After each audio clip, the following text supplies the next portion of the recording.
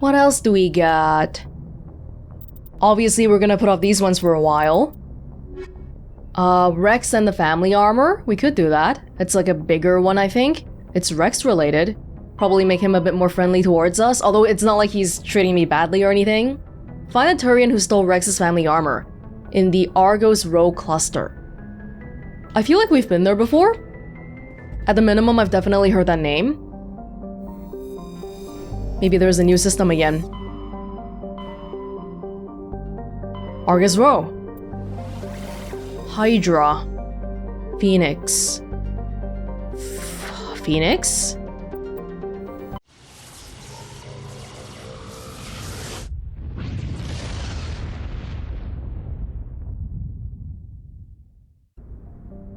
Patashi. Rare element, samarium. Well, we definitely haven't been here before. Sun-blasted terrestrial world. Wow, 500 degrees. My goodness. Tuntau. Oh, landable. That's how you know it's suspicious. Hold on. There's 2 asteroid belts here. I guess they don't always have something. They might have something. Not today, though. Vebinok. Cobalt. I should probably check my little list soon. I want to see how much progress we're making here. I feel like we're making a lot of progress. Sil Salto. No remarkable features. Among all the planets here. That's so sad. Give him a description. It's got no description at all. Tuntau. An enormous low-density terrestrial planet with a thick atmosphere of methane and helium. Despite being nearly 20 AU, some kind of a distance measure from Phoenix, the star's great heat and the insulating thickness of the atmosphere make the surface surprisingly temperate. The crust is mainly composed of sodium and silicon dioxide, with deposits of various light metals. While Tuntau is not habitable, the relative pleasantness of the surface conditions make it a popular location for small ships traveling through the Argos Row cluster to land for drive discharge. Ah, so even though places, people might not live there, but sometimes small ships will just use it as a pit stop. We have to bring Wrex, right? I mean, why would you do this without bringing Wrex? Because that's the whole reason behind doing this. Wrex and Garrus?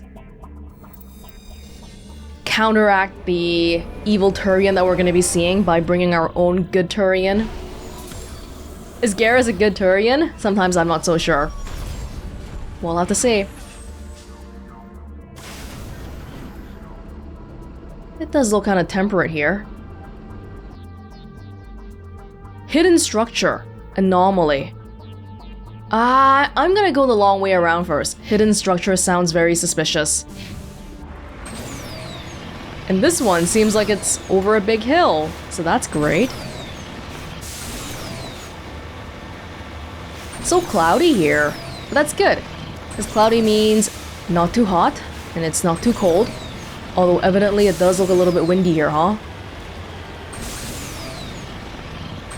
It's all rocks. You need to turn back, Commander. You're going beyond the range of the operational area. Well, that's just like your opinion, Joker. That's just like your opinion, man. I'm fine. I'm doing fine. Whoa. Is that a pyramid? Why is there a pyramid here? No, that might just be a mountain or something, but it looks suspiciously... I mean, I think it is a pyramid, right? That looks man-made.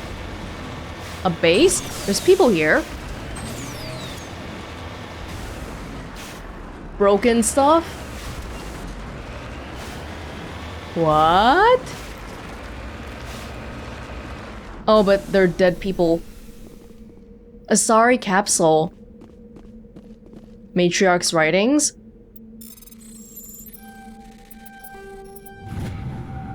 Yup. On the body! It's possible the writings came from the nearby ruins. Can we look at the ruins?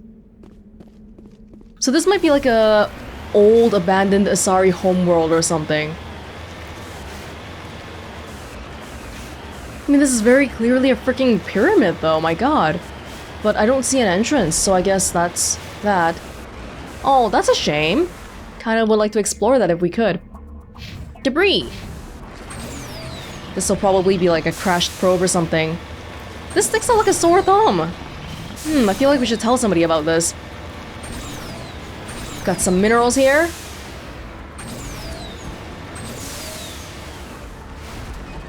Am I looking at it? I am. Mercury. Why does surveying minerals have like a hacking mini game? Are we trying to hack the metal? Mercury. Okay, what is it right now anyway? I just want to see. Valuable minerals. We've done the gases. Oh, we're less than halfway through. For all of it. Oh. Turian insignias, we found quite a bit. But everything else is just a work in progress, I guess. Well, let's keep at it then. Oh god. Here we go, here we go. I haven't been using the jump function at all. It's probably one way to get up the hill too. Although you can't jump super high, you can jump okay high. This is fine, this is fine. What's here? Crash probe? There are so many probes. Heading out. Do you guys have enough electronic? No! Why did I jinx myself? Oh no. Oh freaking no. Ew. I don't like my armor. 5 points. Maybe I should invest into more biotic stuff, huh? Yeah, Garrus though, more importantly. 12 points. Can you do some... Oh, you have 0 electronics. Wrex has 0 electronics. Oh, great. Great. How do I open this up? First aid? Are you kidding me? Oh my god. Try my best here. Hey, do we have the same style of armor? Kind of. Anyway, is this enough? No, I forgot to bring Tali here. But I'm not gonna come back probably. I can't imagine. Do we have to find every single piece of thing in every planet in order to fulfill the quest stuff? Because I really hope not.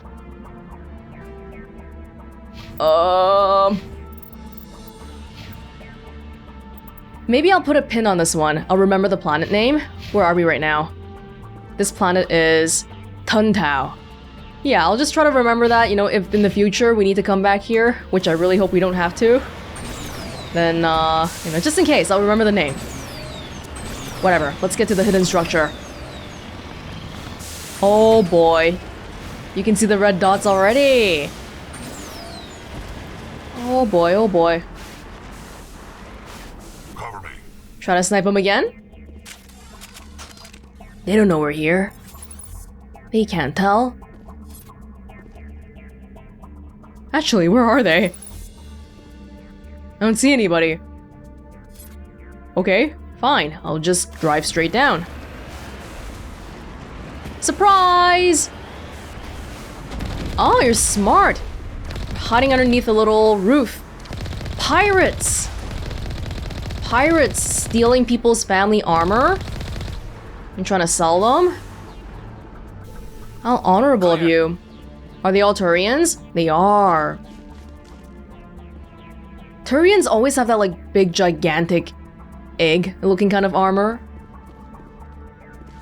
Evil Turians. This will be practice for... Holy crap, that's a lot of red.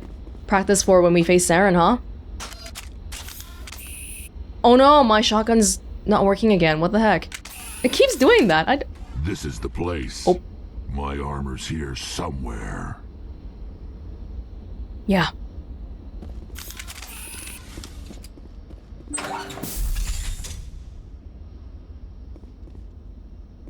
Where's everybody?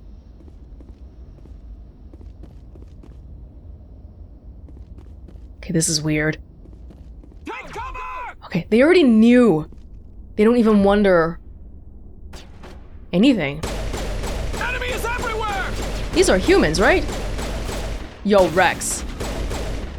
If we're on the same side, don't do that.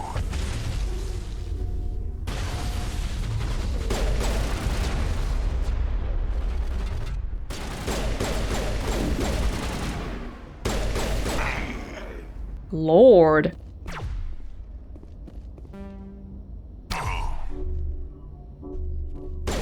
Come on, mister. It's a little bit... You guys have a lot of stuff here. It makes it hard to navigate around. Ow. Slow him down. You alright?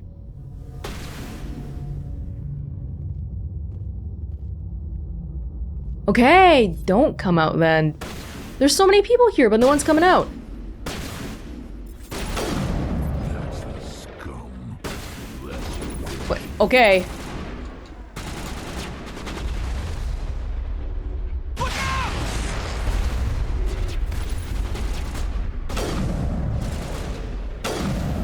Oh, his shield comes back so fast. This guy. Dude, guys, stop walking right in front of my line of sight. This is not safe. He's still alive. Timing sometimes is of the essence, too. Dude, where are y'all?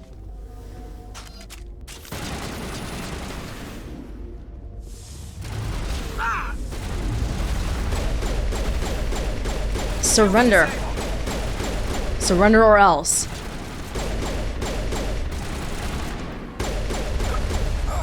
Oh, my goodness. Thanks. We gotta, if we want to defeat someone, we gotta like go in a timely amount of time. In a timely amount of time. Because otherwise their shield comes back. Yo, just stop it, Wrex! Stop walking in front of me. Just, you know, stand over there. Oh my god. What the hell's happening here? This guy's like throwing rockets or something. And he doesn't seem to have realized I'm right here. Thank you. Jeez. That was kind of annoying. Is the armor here? Oh shoot, I should have used it first. All patched up. Mm-hmm. No, I don't have enough decryption. Will I have enough to get the armor? I better. I didn't level up just now, did I? But even if I did though, it's decryption. I've only got 2 points here. Probably that's not gonna be enough.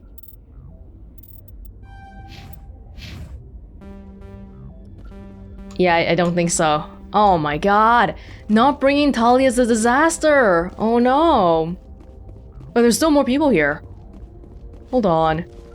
We're not done yet. Do my people want to come follow me?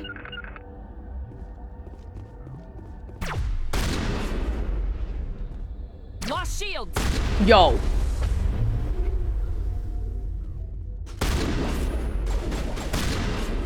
That was close. So we have another red down there, but not attacking us. Not doing anything in particular. Okay, well, forget about it then. Oh, it's gotta be in here, right? What if it's that one thing I couldn't open? Do I have to come back here with Tali? That kinda sucks. I gotta really make sure that I... This is it. Oh.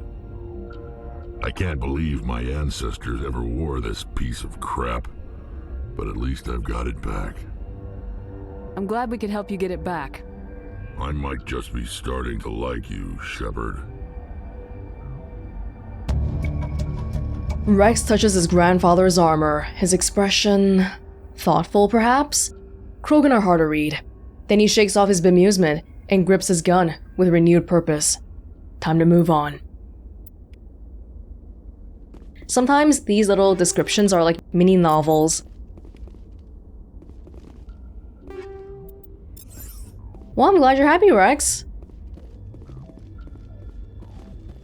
And, well, that was smaller than I thought it would be. I thought we would get like a dialogue with the evil Turian who was stealing the armor or something, but that was it.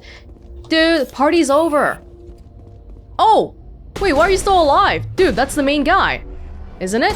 Con Actus. Wrex, you do it. I give you full permission to finish him off. I missed. Countermeasure deployed. Charging up. Come on, Wrex. I'll give you the final blow.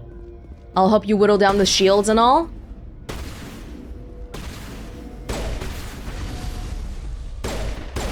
Come on, Wrex. Oh, the amount of stuff in here makes it really hard to just get him. Come on, Wrex, one more shot, one more shot. Down. Yeah! Great going, buddy. Negative contacts. That's hilarious, though. We just looted the armor right beneath this guy's nose, and he was still alive the whole time. Okay, well, lesson learned. Don't come here without Tali. But for now, I'm out of here. Bye. This might be a good time to learn a little bit more about the Krogan Rebellion.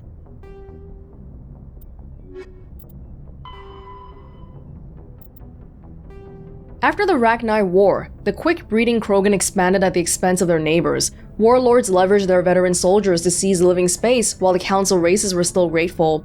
Over centuries, the Krogan conquered world after world. There was always just one more needed. When the Council finally demanded withdrawal from the Asari colony of Lucia, Krogan overlord Kredak stormed off the Citadel, daring the Council to take their worlds back. But the Council had taken precautions. The finest STG operators and Asari huntresses had been drafted into a covert observation force, the Office of Special Tactics and Reconnaissance. The Spectres opened the war with crippling strategic strikes. Krogan planets went dark as computer viruses flooded the extranet. Sabotaged antimatter refineries disappeared in blue-white annihilation. Headquarters stations shattered into orbit-clogging debris, rammed by pre-placed suicide freighters. Still, this only delayed the inevitable. The war would have been lost if not for the first contact with the Turians, who responded to Krogan threats with a prompt declaration of war. Being on the far side of Krogan space from the Council, the Turians advanced rapidly into the lightly defended Krogan rear areas. The Krogan responded by dropping space stations and asteroids on Turian colonies. 3 worlds were rendered completely uninhabitable. This was precisely the wrong approach to take with the Turians. Each is first and foremost a public servant, willing to risk his life to protect his comrades. Rather than increasing public war wariness, Krogan tactics stiffened Turian resolve. Especially because you destroying the colonies, there's civilians there, right? It's not just soldiers. The arrival of Turian task forces saved many worlds from the warlords' marauding fleets, but it took development of the genophage bioweapon to end the war. There were decades of unrest afterwards. Rogue warlords and holdout groups of insurgents refused to surrender, or disappeared into the frontier systems to become pirates. The genophage. The genophage bioweapon was created to end the Krogan rebellions. From the start, the Krogans had overwhelmed the Council. Only timely first contact with the Turians saved the Council races. Oh, they mentioned that earlier too. That was the first contact. It was just the Salarians and the Asari to begin with, and then that's how they found the Turians. The Turians fought the Krogan to a standstill, but the sheer weight of Krogan numbers indicated the war could not be won through conventional means. The Turians collaborated with the Salarians to genetically engineer a counter to the rapid breeding of the Krogan. The genophage virus gained the energy to replicate by eating key genetic sequences. Every cell in every Krogan had to be altered for the weapon to be foolproof. Otherwise, the Krogan could have used gene therapy to fix the affected tissues. Once a genophage strain could find no more genes to eat, it would starve and die, limiting spin-off mutation and contamination. This created genetic flaw is hereditary. How did they deploy it? Through the air? Because otherwise, I'm not sure how you could make it so that every single Krogan is affected. The Salarians believed the genophage would be used as a deterrent, a position the Turians viewed as naive. Once the project was complete, the Turians mass-produced and deployed it. Oh. The Krogan homeworld, their colonies, and all occupied worlds were infected. The resulting mutation made only 1 in 1,000 Krogan pregnancies carry to term. It did not reduce fertility, but offspring viability. The rare females able to carry children to term became prizes the Krogan warlords fought brutal battles over. The Krogan are a shadow of their former glory. While the rebellions took place centuries ago, they are constantly reminded of the horror of the genophage and their inability to counter it. The release of the genophage is still controversial, bitterly debated in many circles.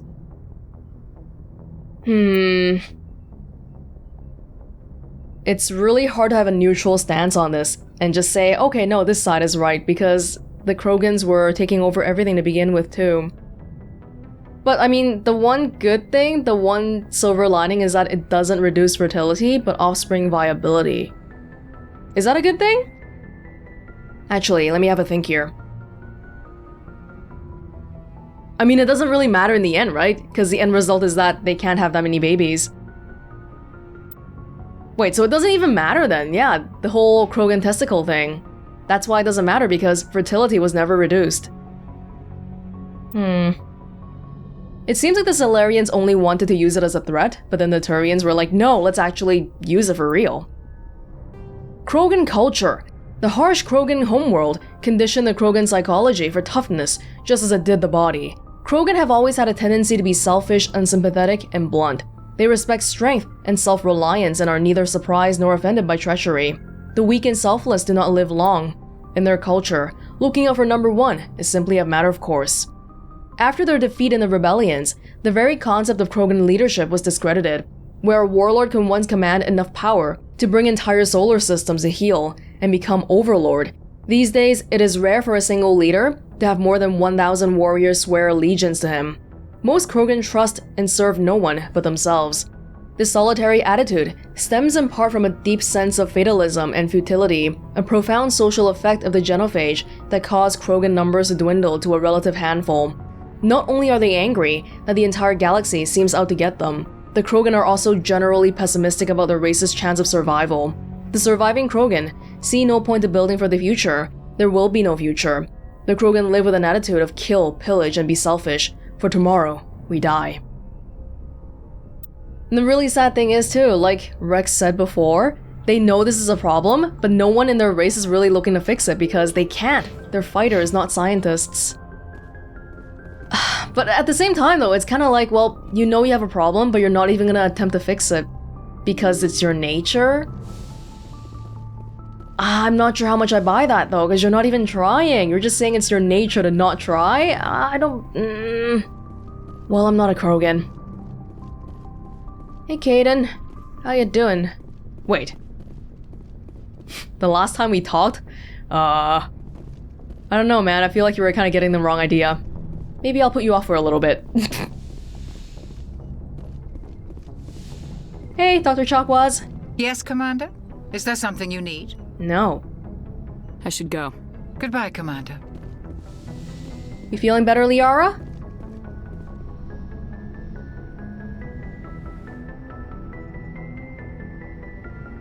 I get the feeling you want to ask me something, Commander. No, I just want to stare at you, that's all. Tell me about yourself, Liara. Me? I am afraid I am not very interesting, Commander. I spend most of my time on remote digs, unearthing mundane items buried in long-forgotten Prothean ruins. You must enjoy something about it. I love my work. Seeking out history's lost secrets has a special appeal for me. You were actually touched by working Prothean technology. That is why I find you so fascinating, Commander. Sounds like you want to dissect me in a lab somewhere. What? No, I did not mean to insinuate. I never meant to offend you, Shepard. I only meant that you would be an interesting specimen for an in-depth study. No, that's even worse. Calm down, Liara. That was a joke. That was a joke, and I may be up for these studies anyway. Calm down, Liara. I was only joking. Joking? Oh, by the goddess, how could I be so dense? You must think I am a complete and utter fool. Now you know why I prefer to spend my time in the field with data disks and computers. I always seem to say something embarrassing around other people. Please, just pretend this conversation never happened. No, well, these things... It's a cultural divide, right? A difference. Jokes don't carry well across cultures. I wanted to learn a little bit more about the Asari culture, but you told me a lot last time already, so I am glad you're doing better. Do you feel anything about what we learned on Pharaohs? Do you know why Benezia joined up with Sarah? I don't understand it. No. Maybe she thought allying herself with Saren would somehow be for the greater good in the long run. At least This hurts you, doesn't it? None of this makes any sense to me. Yeah. I have not spoken to Benezia. I should go. Goodbye, Shepard. She's not sounding like she knows what happened on Pharaohs, though. Maybe that's not big enough of an event for her to, realize something new. Okay, Kaidan, how are you doing? Actually, who's on this side? No one's on this side.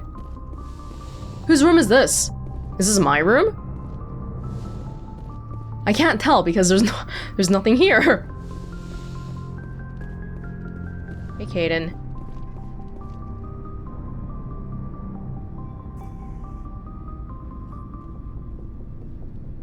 Do you have some time to talk now, Commander? Yeah? Let's hear it, Lieutenant. I'm always open to my officers. We've played it pretty close to the book so far, but we're a long way from backup. We've got some tough calls to make. I'm just saying, try to leave yourself a way out. I've seen what cutting corners can do, and I'd hate to have that happen to you, Shepard. Commander. What do you mean? Do you mean I should rest more, or what are you saying exactly? Have a way out? We need to tread lightly here. I don't know what kind of an idea he's gonna get by what I say.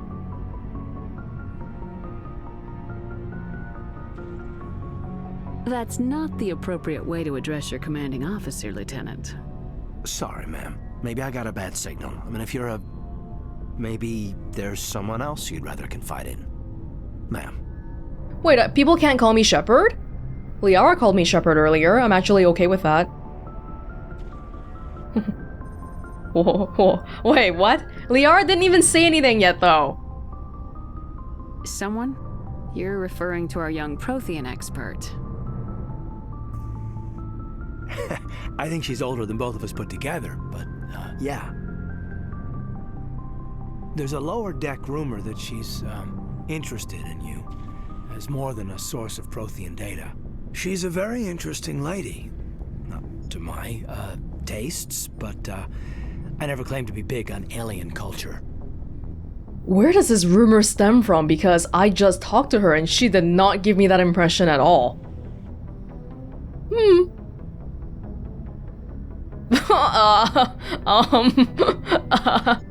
You seem awfully worried about my personal affairs.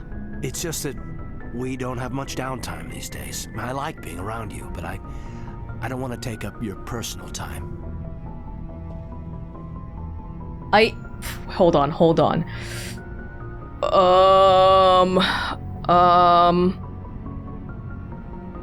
I'm here, aren't I? Is affirming his feelings. It's not like that. Isn't that also affirming his feelings? Or, it's not like that for what? It's not like that between you and I, or it's not like that between me and Liara? I don't know. I don't want to be so mean. Look, there's nothing between Liara and me. What's the real issue here, Kaidan? You're right. Sorry, it wasn't, Liara's not my main concern. I'm not questioning any decision you've made, Shepard. Let me be clear about that. It's just my experience that once someone lets something slide, it tends to pick up speed. Do you get my meaning? What? Me talking to Liara making you jealous? What? You're talking about a particular example, aren't you? You know the records about the biotic training out on Jump Zero? They're all classified, because the Alliance made mistakes. After first contact, Codex was set up to track Element Zero exposures and develop implants for humans. Once we had an embassy on the Citadel, Codex could bring in experts instead of taking it slow. You're talking about something else entirely different now, aren't you? What the hell? Okay. Is there some reason we couldn't learn it on our own? They didn't know where to start. Hell, it took a couple of years to even link biotics and ezo. Forget trying to get the kids to move stuff. They had trouble just helping them not break their own limbs.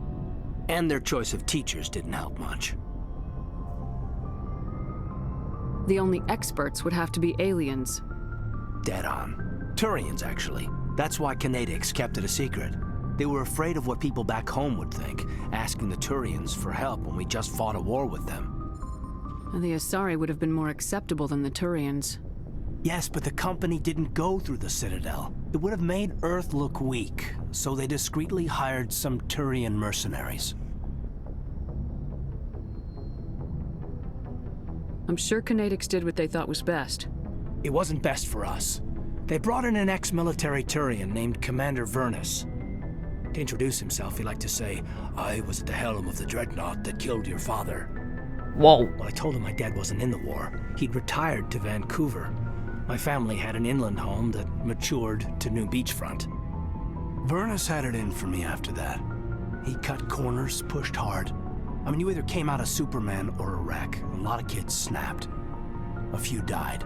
The point of all of this, I guess, is that when you cut corners, it's not always obvious who pays for it. Oh, you're talking about the cutting corners part again. You had me confused for a second because I had no idea what this conversation was suddenly about. So why are you telling me this? Is there something I can do to help you get over it? I'm 32, Shepard. You don't serve as long as I have without coming to terms with yourself. You also learn that if someone is special to you, you help them. Try to keep them from making mistakes. Whoa, whoa, whoa, whoa. Ah, you know, last time I assumed that for some reason I thought Shepard was 36. I don't know where that number came from. But it seems like in the first game, Shepard is only 29, so she's actually younger than Kaidan here. Both of them are pretty young by military standards, aren't they? Kaidan makes it sound like he's served forever, but even by normal standards, 30 years? I mean, you weren't serving for all 30 years. Or were you? Hold on, boy. Let's cool down a little bit. So you think you have leave to talk like we're more than officers? I got some signals. Maybe some static too, I guess. If I'm out of line, just say the word. I love toying around with people. How far can I push it? I want to push it as far as I can.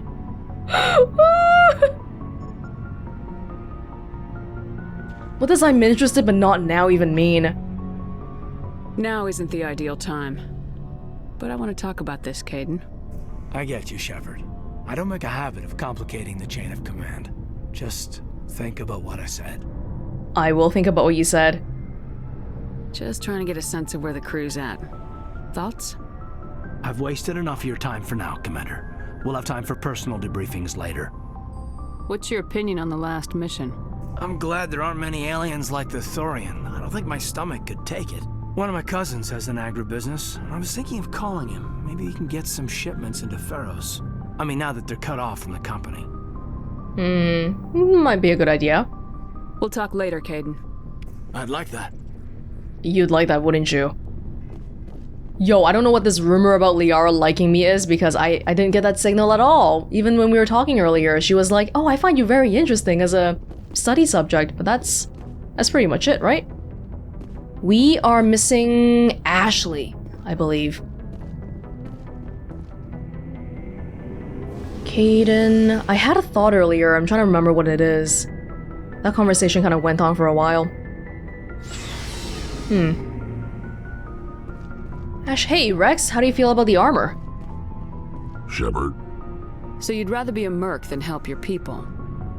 I'm a fighter. It's what I do. Aren't you at all worried about what will happen to the Krogan? What the hell do you want me to do about it, Shepard? I'm tired of sticking my ass on the line and getting nothing for it. So you decided to go your own way? I decided killing for credits was better than killing for a lost cause. I'm no hero, Shepard. Bottom line, killing for credits simplifies things. We don't have to all do great things with our lives. We're all just trying to kill time before time kills us. Wow, that sounded really eloquent. You ever think about helping your people? I try not to. But there's a lot of Krogan mercs out there. I'm always running into them. Half the time I'm being paid to kill them. But that's just part of the job. You don't get to pick who your enemies are. Yeah, okay. So long, Wrex. Shepard. The Krogans are really pessimistic, aren't they? Quite cynical. Commander? Hi, Ash. What's your opinion of the last mission? Gotta admire those colonials. That's about the worst place for a colony I've ever seen. Given the option, I'd get the hell out of Dodge. I don't know why they're staying there. They don't have to anymore. Do you have a few minutes to talk? One-on-one? Sure. I was just watching some mail from home. Oh, before I go, we saw Kaidan in a news vid about the Normandy. He's cute. Later, sis.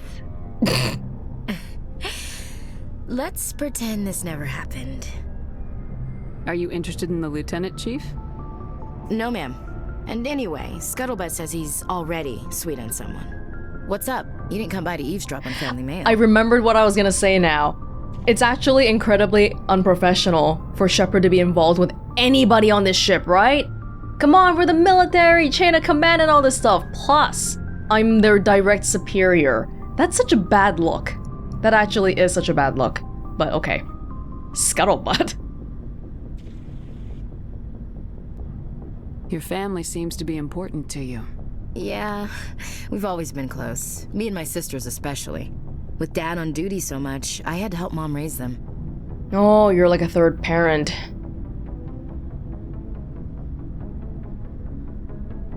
You have more than one sister? Sounds like a big family. Yeah, I'm the oldest, then Abby, then Lynn. Sarah's the youngest. She's still in high school.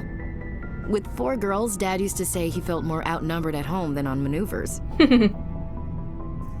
Did your father serve with the fleet? Yeah, took any crap posting he could get that offered space time.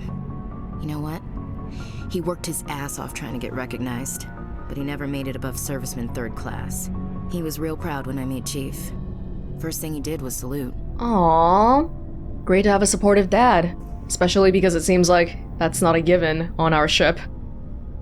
What about your mother? You haven't mentioned her. You must know what military wives are like. Strong because they have to be, able to raise kids while Dad's away on a 6-month cruise. She has a degree in planetary geology. Wow. She and Dad both wanted to see new worlds. She gave up her career to raise us, though. That's what children are like. They're parasites on your youth. Where did you grow up? All over. We transferred a half a dozen times before I finished grade school. You go where personnel command sends you, right? I guess that's why I'm so tight with my sisters. We'd have to leave all our friends every 2 or 3 years. That's true. You can't really form that many bonds. After helping raise them, your sisters still talk to you? Amazing. Things were tense between Sarah and me for a while. Then we bonded. Meanwhile, Shepard can't relate to that at all because I like to think Shepard is an only child. Am I correct in that assumption officially? I don't know, but you know, the whole orphan raised by war thing. Sounds like a story. Feel like sharing? Sarah got herself a boyfriend who wanted to go faster than she did, Mike. I didn't think he was a bad kid, just pushy. Lynn would send me these worried vid mails, and I'd tell her to relax. Where were you when this was going on? I was on active duty. Sarah's graduating high school this year. This was only a couple of years back. Oh, she's young. They were on Amaterasu. At the time, I was assigned to Chernobog. Same cluster, but a dozen LY away. Close enough to talk regularly, too far to make it back in an emergency. I couldn't afford a fast packet flight. If he really liked her, he wouldn't be pushy. Yeah, of course. If he didn't ask at all, I'd wonder if he thought Sarah was ugly. Damned if you do, damned if you don't. Mike thought they'd go for a romantic walk in the woods, because he figured it was past time they did the deed.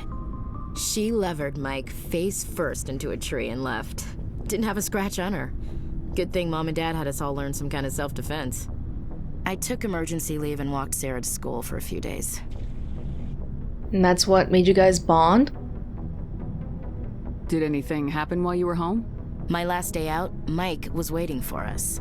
Sarah had told her friends, so everyone at school knew what he did. He wasn't happy. I wanted to snap him in half, but Sarah gave me this look, this let me handle it, I need to do this alone look.